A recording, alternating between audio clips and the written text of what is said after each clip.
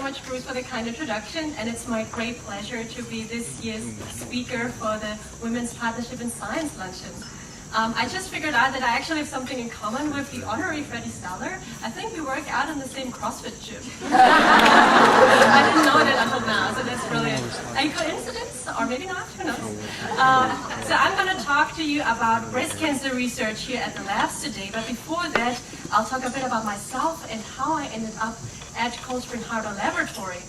By now you probably picked up on some accent, and you would be right. I am actually German, so English is my second language, and I am from the beautiful city of Regensburg, which is about an hour from Munich, in case you have heard about that. Oktoberfest time is just around the corner. And my hometown is really very beautiful. If you ever get the chance, you should visit. We have a 1,000-year-old cathedral and a 1,000-year-old stone bridge, and the entire city center is a UNESCO World Heritage because it's so old. I'm very proud of that. I was born there, raised there, I went to college, and I also got my Ph.D. in biochemistry there. And now you may wonder, so how did I move from there to here? Of course you know that Cold Spring Harbor Laboratory is a research institute. And you may have heard that it is also a hub for conferences. And these conferences are really world-renowned. Everyone knows about them and everyone wants to participate in them. And so did I when I was a grad student. So in the last year of my PhD, I actually managed to come and participate in one of these conferences. This was in 2012. And I was very, very lucky. I actually got the chance to give a presentation, give a talk about my research there. And it got even better, because after my talk, David Spector, who you can see on the slide here, who is one of the organizers of this particular conference, but also the director of research here, he walked up to me and he said, "Well, that was a great talk. What is your future plan? Would you like to come and work for me?" So, you know, if Cold Spring Harbor Laboratory offers you a job, you don't really think about it twice. So I went back home, I told my PhD supervisor, "So listen, I have to finish now because I have a job offer at Cold Spring Harbor Laboratory." And he agreed. He said there was really an opportunity I could not possibly pass on. So I quickly wrote up, defended, and 1 month later, I already was here.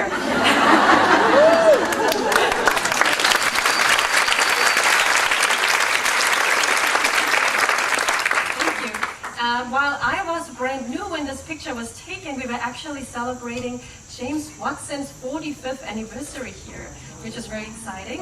And Cold Spring Harbor is a very welcoming, very international place. So within a few weeks, I actually had a bunch of new friends, as you can see here. And I'm very happy to say that I'm still in touch 4 years later with all of them, and they have grown very dear to my heart. Now there is one man in particular on the slide that I want to point out, and it's the gentleman whose shirt is not tucked in. His name is Ron Herridge, and long story very short, just a few months ago we got married.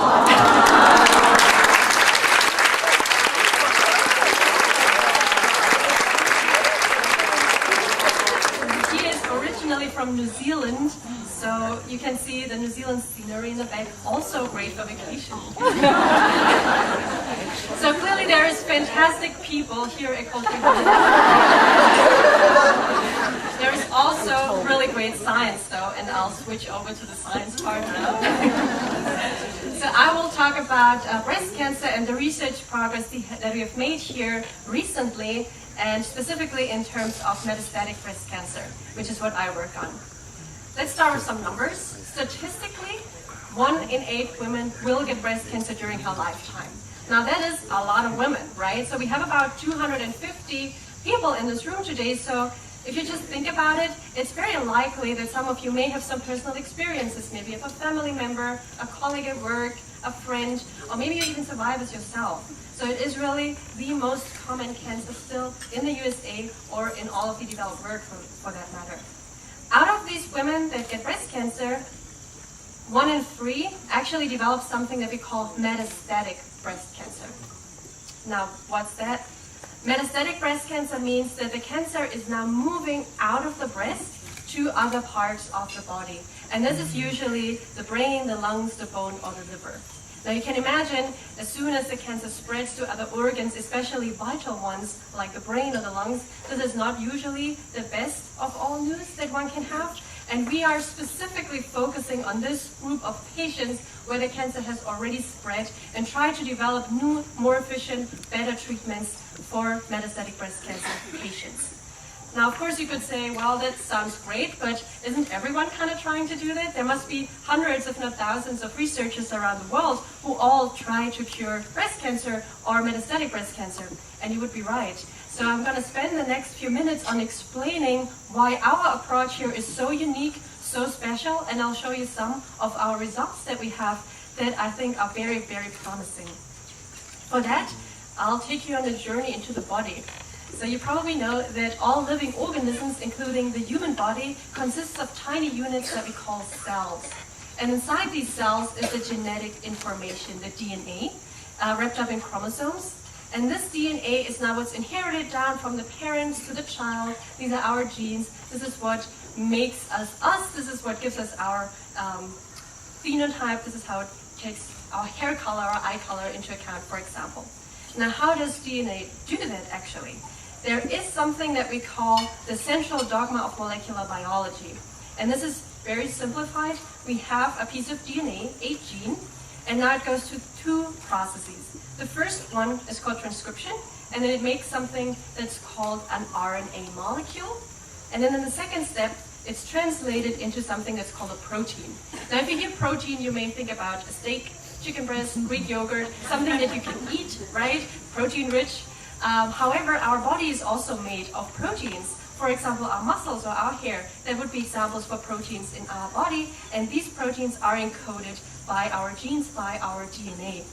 And this is basically the worldview for scientists for the last decades, until, thanks to new emerging technologies, we figured out this principle isn't always accurate. And in fact, there are genes, there are stretches of DNA that are transcribed into an RNA molecule but never make it into a protein.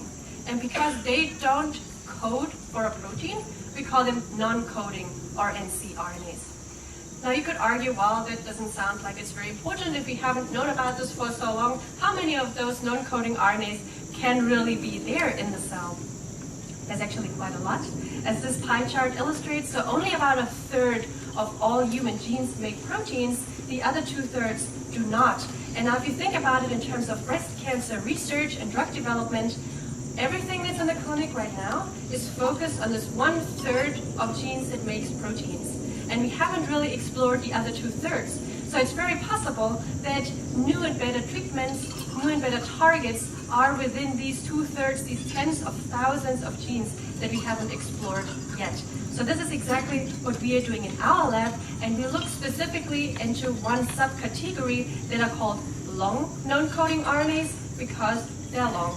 So fairly simple. And there is about a quarter of all genes in the human body that encode for these long non-coding RNAs. So almost as many as there is proteins. Hence we figured there must be some of them that are important in cancer, and we actually were right with that. We developed new drugs that can get rid of these cancer-specific non-coding RNAs. And now one of the big problems in drug development is, as you certainly know, side effects, right? So anyone who has ever seen a cancer patient receiving chemotherapy, you know that they often lose their hair, they feel very nauseous, very weak in general, and that's because the commonly available chemotherapeutics, they target all the cells in the body that are currently dividing, healthy or cancer. So we are trying to find something that is very specific only for the cancer cells and does not attack any of the healthy cells, in the hopes that we can get rid of these terrible side effects that we have at the moment. So how does this work? We basically go into the cell right now, and here's one example of one of these non-coding RNAs, and we developed new drugs for them. They are called Antisense oligonucleotides, but it really doesn't matter so much what they are called. I'll show you how they work. So they bind very, very specifically to this one RNA that we wanted to bind to. These are only present in the cancer cells, not in the healthy cells.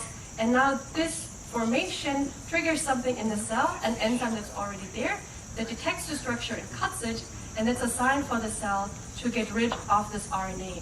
So now we are rid of these cancer-causing non-coding RNA. What does that mean for the cell? Well, we can test it in a dish. So what we can do is we can grow little mini tumors, we call them organoids, for metastatic breast cancer, and just test our new drugs in the dish. Now these mini tumors, these organoids, look like that under the microscope. And you can see that they make arms in all directions, right? And that's how very aggressive cancer would look like. It tries to invade the surrounding tissues, it tries to move out, it tries to metastasize. And if we treat them with our drug, you can see that these arms actually go away with a very, very smooth surface. And now we made something that's very aggressive into something a lot less aggressive. And that works too if we go into an actual tumor. So here we show you some data about mouse models of breast cancer that we're using. First of all, this would be a section of a tumor of an untreated animal. Now everything that's purple on the slide is cancer. All the purple things are cancer cells. So you can see it's densely packed. All of it is cancer basically. And now the moment we treat it, it actually clears up quite spectacularly. There's only a few of these purple cells left and the rest is white. Now what's this white area? It's actually empty and it's fluid filled. So what we're generating is out of a very aggressive metastatic breast tumor, we make a lot less aggressive cyst, right? So basically a fluid filled structure. And of course I mentioned in the beginning that our main goal is to get rid of metastasis, and we do that too. As you can see here in black would be animals that have not been treated and they have a lot of metastases in the lungs. And in red, the animals that have been treated with our new drug, and they have about a 70 to 80% reduction of metastasis, which is really quite spectacular. So now we can reduce very aggressive tumors to a lot less aggressive ones. We can get rid of metastases. And these results have been so promising and so exciting that my mentor, David Spector, recently formed a task force with some of the best breast oncologists and researchers in the country to figure out how we can push this into clinical trials as soon as possible. So